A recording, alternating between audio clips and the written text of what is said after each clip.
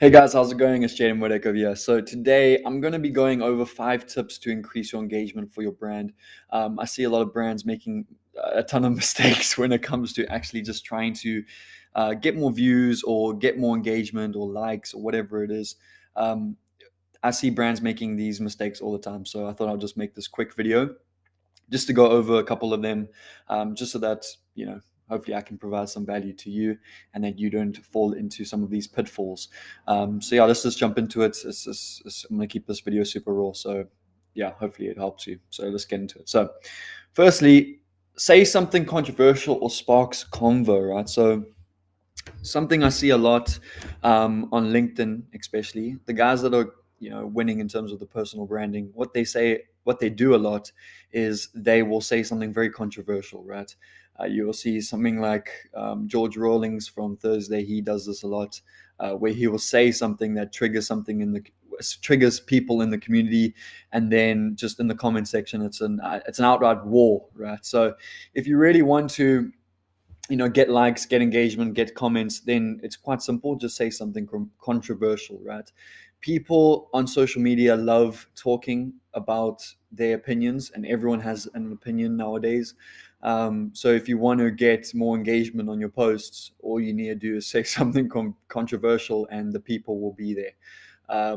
So yeah, that's the one thing. Second thing is just a caveat, or not a caveat, just another thing on chapter 1 is something that sparks convo, right? Now, if you don't want to go the controversial route and you're not prepared for the battlefield that's about to take place in your comment section, you can say something that sparks a convo, right? Say something that just kind of it creates a bit of a buzz.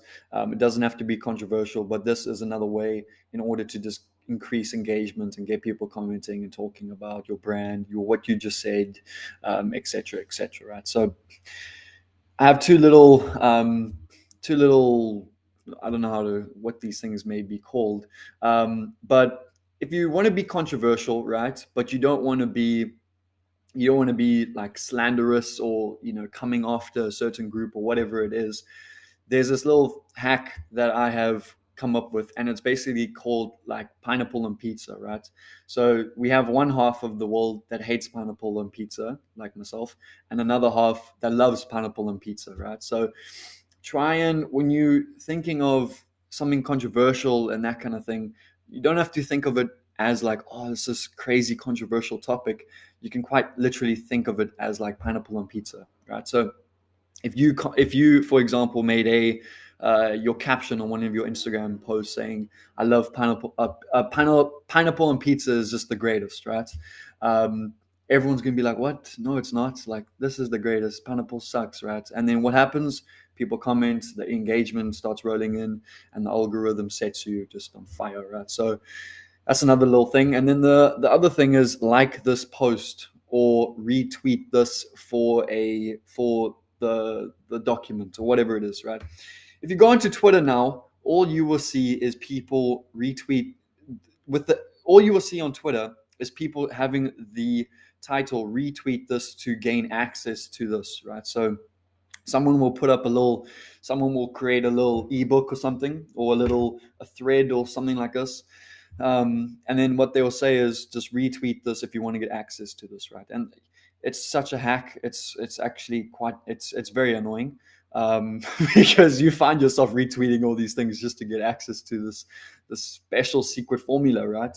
Which is normally crap at the end of the day. But what you can do is it's quite simple. You just say in the caption, if you want to get this, then do this, right? Just ask for something in return, and provide value for that, right? So at below this video, right? If I say something like, if you want to get the latest 5 TikTok ad creative formulas, then just retweet this, or like this LinkedIn post. I'm pretty sure that will just start getting a whole bunch of attention. So yeah, that's another thing that you can do for your brand. Now, moving on to chapter 2, no stingers or same intro. We want speed, right? So I see a lot of brands that do YouTube organically, or do Instagram organically, and not really in ads, but just in terms of organic. What happens a lot is stingers are basically those things that you see in the intro. So for example, like um, the intro for Friends, right? That's like a, let's say that's like a stinger, right? It's not really a stinger, it's more like an intro. But for YouTubers and brands and that kind of stuff, there's often a stinger, which is kind of like a shorter intro. This is of 2018, right? Stingers and all these things are in 2018. Don't do them. People are so like glued onto their phones, they have no attention span anymore. So if you do a stinger or you do an intro, and it's the same thing every single week, then no one is going to watch them by the third day, and everyone's just going to skip them, and you're going to lose engagement, right? So the idea here is just speed. We don't want things that repeat themselves. We want to get past that. Okay. So keep it fast paced. Every video should have a cut almost 2 to 3 seconds. If it's obviously like if it's a video like this, I'm not cutting every 2 to 3 seconds. Jaden, what are you doing? This is this is a long form piece of content. I'm talking about short form pieces of content. We want to cut every 2 to 3 seconds because that's just sadly the life that we live in now, and that is the attention span of most of the people in today's world. So if you want to target them and you want to reach them, you're going to have to make a cut every 2 to 3 seconds in your videos. And it's quite sad, but it is it is the simple truth, right? Keep the videos fast, keep it speedy, and let's get a move on, right? So chapter 3, reference something from previously. So build a community. All right. Now, what I mean by this is just like how you watch a series, right? Let's say Breaking Bad. The story continues episode by episode, right? So keep the story continuing, but not like a series. Okay. So, for example, in my next video that I post onto LinkedIn or to YouTube, I am going to reference something from this video. And only the people that watch this video would understand what I'm talking about. And if you didn't watch this video when I'm referencing it in my next video, there's some like trippy interstellar vibes, then you won't know what I am talking about, and you will feel a little bit of a sense of FOMO. Okay, so if we are referencing something in the next little video, or we talking about something and we've already referenced it previously, newcomers, new people that are coming to your page, to your brand, they're going to want to look back because they want to feel part of the community and feel part of this thing that you're building. And the only way they're going to do that is if they go look at what you said previously, so it makes sense in the now, right? And someone yeah, so that's yeah. Okay, so um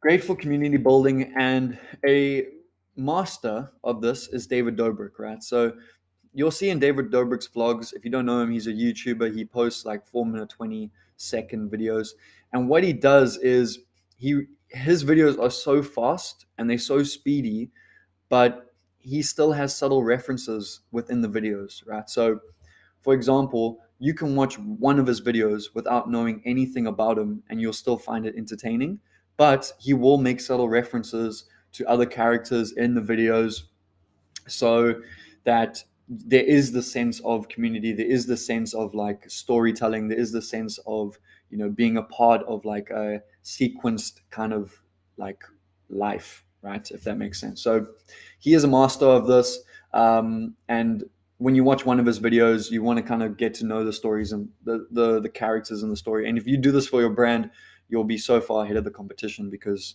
they won't really be able to keep up with you because you've built this such a strong community around just like the brand, right? So moving on, thumbnail and hook, right? So I see a lot of brands, what they do is on Instagram, they will have like a really cool post, but then the thumbnail, which is like the first image that you see when you're scrolling, it is absolutely it's just horrible. I don't know why they do this.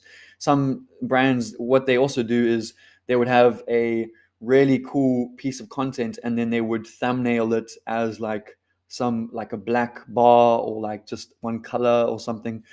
Think of these thumbnails, right? So when someone's coming onto your page, the first thing they're going to see is the very first little picture on the Instagram on the Instagram like feed, right? So you want to have every single little video or picture that you produce be a little bit catchy, right? Take some time to think about the thumbnail and really put some effort into it.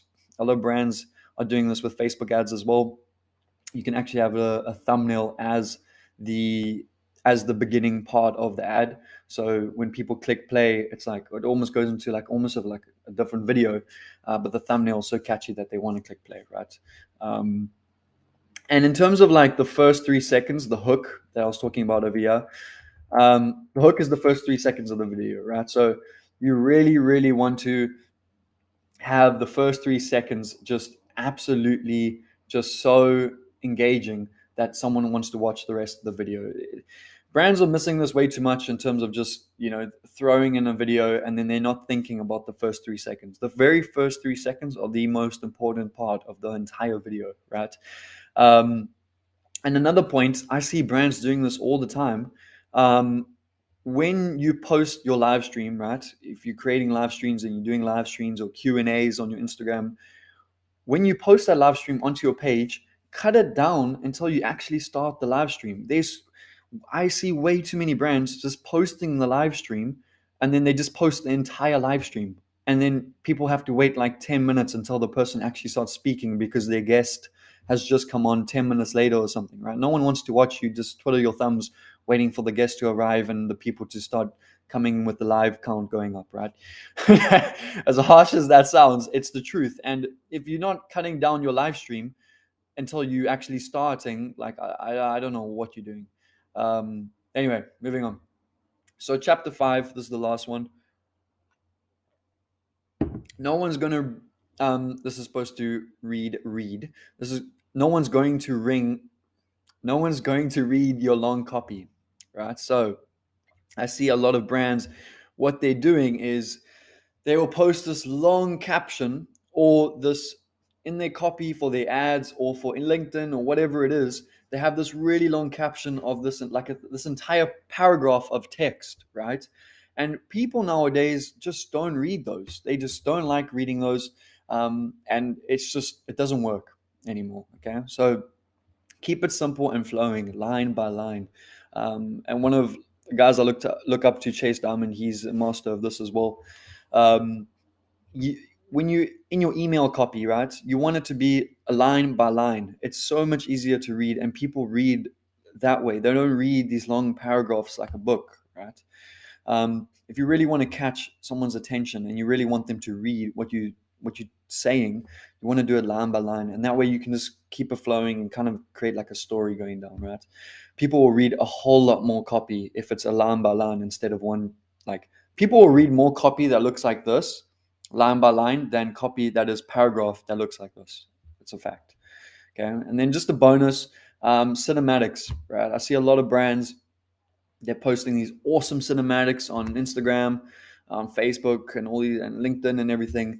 They are cool, but they're not going to help, right? I love cinematics. I love them, but most people don't like them, right? Cinematics are just something that should be like a tiny little filler in your video, but you should try and keep the cinematics to your website, and like the odd occasion trying to show like a highlight or something, right? You shouldn't need to showcase your brand, or you shouldn't be showcasing your brand through a cinematic necessarily. It should be through actual thought out creatives, that like get people's attention. It shouldn't be someone just doing a bunch of B-roll essentially, throwing on a cool song, color grading it, and then that's your promo for your product, right?